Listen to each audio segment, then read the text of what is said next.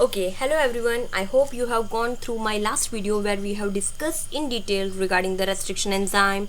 There are two main classes, that is restriction exonuclease, restriction endonuclease, etc. right? We have also covered the parts like the sticky ends, blunt end, and how they are named, etc. So now in today's lecture,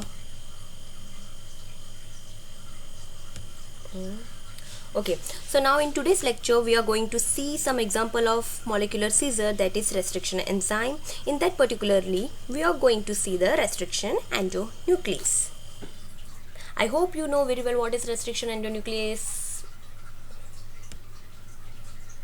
Okay, so these are the example of restriction endonuclease. As earlier only we have discussed in previous video regarding how it is being nomenclature and all. So you can see these are the examples of the restriction enzyme, that is BAM-H1, CoR1, Hint3, SMA1, etc. And these are the microbial origin, and already I have told you that how it has been named, right? Okay, these are the recognition site of the particular enzymes, that is if BAM-H1, then this is the recognition site, CoR1 this is the site, Hint3 this is the site, and SMA1 this is the site.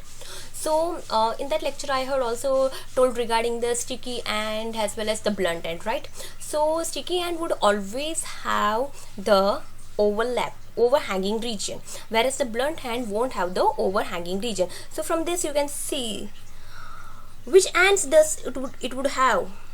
Okay, it would have the sticky ends, right?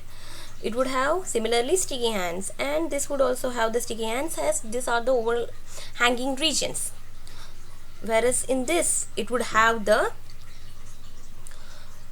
would be no sticky ends. So this is the example, that is this last one, that is SMA1 would be the example of blunt end.